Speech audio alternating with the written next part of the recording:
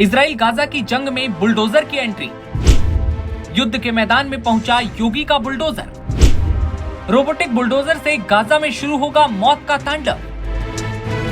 Israel Gaza की जंग अब सबसे खतरनाक मोड़ पर पहुंच चुकी है। नया और बेहद खतरनाक मोड़ इसलिए क्योंकि अब सिर्फ मिसाइल और ड्रोन की नहीं बल्कि अब जमीन पर भी एक ऐसा हथियार उतर आया है जो किसी टैंक से कम नहीं बल्कि शायद उससे भी कहीं ज्यादा घातक साबित हो सकता है। जी हाँ, इजराइल ने गाजा में उतारा है रोबोटिक बुलडोजर जो बिना किसी सैनिक के जंग के मैदान में तबाही मचाने के लिए तैयार है। दरअसल गाजा की जमीन अब सिर्फ बमों की बारिश से नहीं कांप रही बल्कि अब जमीन को रौंदने आया है इजराइल का D9 रोबोटिक बुलडोजर। अब तक आपने योगी के बुलडोजर की खबरों को देखा और सुना था, लेकिन अब जंग के मैदान में भी बुलडोजर की एंट्री हो चुकी है। एंट्री ऐसी हुई कि हर तरफ हड़कंप मच गया। तबाही और मातम की सुगबुगाहट अभी से गाजा में लोगों को महसूस होने लगी है। सवाल ये उठा कि क्या है D9 रोबोटिक बुलडोजर। जैसा कि नाम से समझ आता है कि ये कोई आम बुलडोजर तो नहीं, बिल्कुल बिना किसी ड्राइवर के चलने वाला ये भारी भरकम बुलडोजर रिमोट कंट्रोल से ऑपरेट होता है।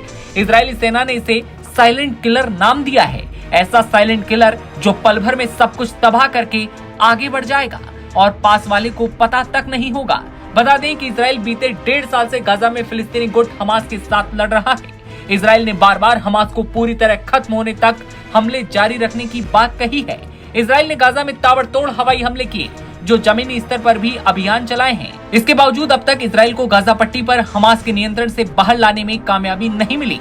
हालांकि अब इजराइल को एक ऐसा हथियार मिल गया है जो गाजा में युद्ध की तस्वीर को पूरी तरह से बदल सकता है। इजराइल का ये हथियार बिना किसी ड्राइवर के चलने वाला बुलडोजर है। इस बिना ड्राइवर के बुलडोजर को इजराइल ने गाजा में उतारा है। Israeli website times of Israel की रिपोर्ट कहती है कि IDF गाजा में बिना ड्राइवर के चलने वाले बुलडोजर का इस्तेमाल कर रही है। इस बुलडोजर का नाम रोबडोजर है। ये D9 बुलडोजर का रोबोटिक वर्जन है। इसे काफी दूर बैठकर ऑपरेट किया जा सकता है। ऐसे में इस पर हमला होने की स्थिति में सैनिकों की मौत का खतरा नहीं होगा। ये टैंक की तरह मजबूत है। इससे हमास के लिए इसका सामना करना और भी ज्यादा मुश्किल और खतरनाक साबित होगा।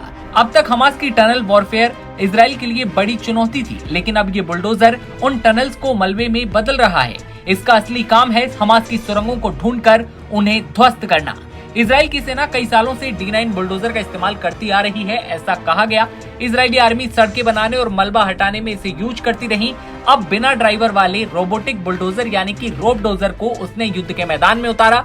गाजा में इजरायली आर्मी इस बुलडोजर से ऐसे ठिकाने और इमारतों को गिरा सकती है जिसमें हमास के लड़ाकों से छुपे होने की आशंका या संदेह हो।